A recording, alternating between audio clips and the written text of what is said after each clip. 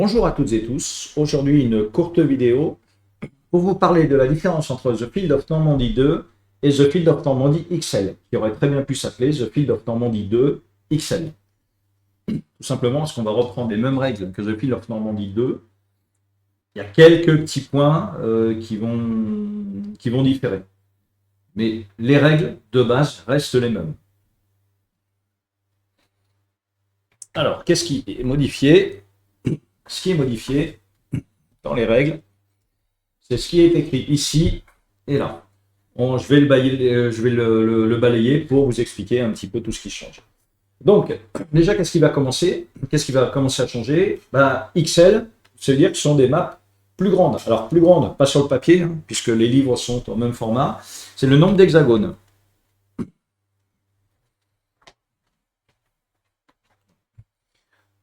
Avant, vous aviez 28 hexagones. Maintenant, vous en avez 48. Donc, forcément, ça fait des hexagones plus petits. Ensuite, avant, vous aviez 12 positions d'ennemis potentielles. Maintenant, vous en aurez 15. Alors, comment ça va fonctionner? Parce que là, vous voyez, avant, il y avait des points d'interrogation. Maintenant, il n'y en a plus que 3 par map. Donc là, ici, il y en a 1, 1 et 1. Pardon. Vous allez tirer 4 dés de 6. Il vous faudra des nombres différents. Et suivant les nombres que vous mettez, par exemple, si vous faites le 1, vous viendrez mettre un jeton, point d'interrogation ici, 1 ici, 1 ici, sur les 1. Si vous faites sur le 2, pareil, sur les 3, pareil, sur les 4, pareil, sur les 5 et les 6, pareil. Et les 3 derniers jetons, vous en mettrez 1 sur chaque point d'interrogation. Voilà, c'est une mise en place qui est un peu différente, mais ça ne change pas grand-chose au final. Ensuite, la mission, elle va se passer sur 14 tours maximum au lieu de 10. Vous voyez, vous avez le nombre de tours ici.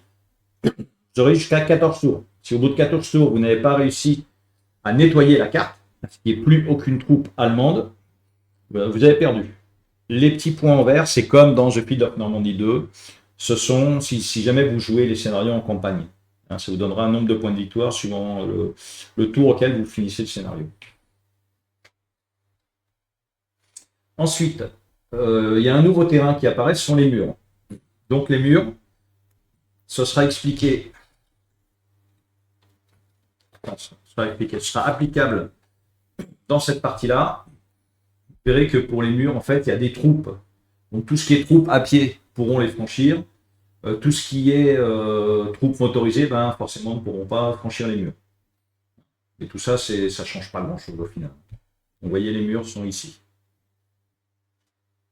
Alors, ce sont des murets. Ensuite, pour les forces américaines, on va avoir 2 unités supplémentaires. Nous allons avoir le lieutenant. Alors, attendez, hop, je vais faire comme ça sera peut-être plus simple. Voilà, le lieutenant, donc 2 jetons, un jeton quand il est normal, et un jeton avec un bord orange quand il a perdu un point de morale. Et vous avez le sniper. Voilà, ces 2 jetons sont ajoutés. Il y a un descriptif, après sur chaque mission, on en reparlera un peu plus tard. Ensuite, une règle. Avant, sur The Field of Normandy 2, les unités, les US Rifles, les fusiliers, pouvaient commander l'artillerie, s'ils faisaient un double. Donc là, maintenant, ce sera uniquement le lieutenant qui peut commander l'artillerie. C'est noté ici, seul le lieutenant, donc le lieutenant peut maintenant appeler l'artillerie, alors qu'avant, apparemment, c'était du US Rifle Squad, voilà, qui pouvait le faire, maintenant qui ne peut plus le faire. Par contre, maintenant, les fusiliers, donc l'US Squad, les 3 US Squad, vous en avez toujours pareil, 3, vous pourrez nettoyer un champ de mineurs. Ils se nettoyer, ou plus thématiquement, c'est établir une route sûre. Voilà. Donc ça, maintenant, ce sera réservé à l'US Army, enfin aux rifles, pardon, aux fusiliers. Ensuite, alors cette règle, en fait, on l'appliquait, on n'était pas vraiment utile dans The Field of Normandy parce qu'on n'avait que 6 unités. Donc c'était très rare qu'on se retrouve avec plus de 3 unités par hexagone.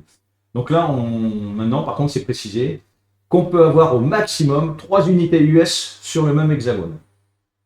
Alors, ça évite d'aller tanker, de faire un groupe style mêlée, et puis on y va. Ensuite, les nouvelles unités allemandes, puisqu'il y en a une, c'est le tigre. Donc il y a toujours le panthère, et maintenant en plus il y a le tigre, un autre chat, qui pourra apparaître. Et on a également un nouveau jeton qui existait déjà avant, mais qui n'était pas représenté par le sniper. C'est le sniper allemand. Alors toujours pareil, sur le jeton, vous avez un petit trait rouge, c'est sur les 3 hexagones qu'il va regarder, sur son orientation. Voilà. Donc maintenant, le sniper aura des conditions particulières pour apparaître, mais il apparaîtra sur la carte.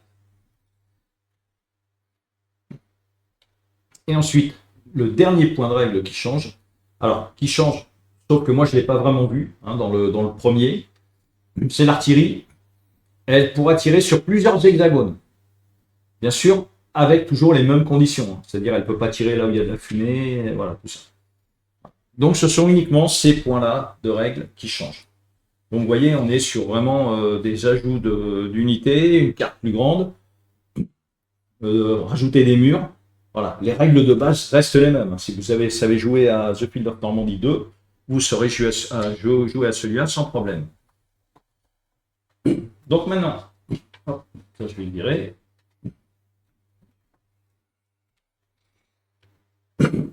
Donc sur cette page-là, alors vous avez bien sûr toujours le même récapitulatif, sauf que maintenant vous avez plus d'unités, vous avez le lieutenant qui a été rajouté et le sniper.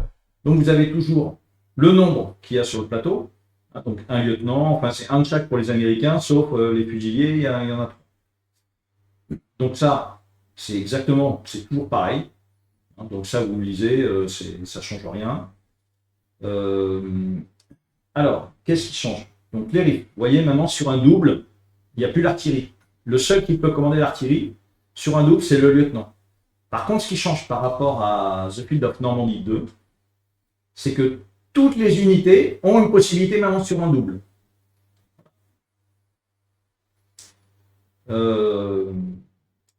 Si jamais vous faites un double, vous pouvez, comme dans The Field of Normandy 2, relancer les dés et garder le meilleur résultat. Pour les unités fusiliers, il y a un mouvement supplémentaire qui est le clear. Clear, c'est vous enlevez les mines. Voilà, c'est tout ce qui change.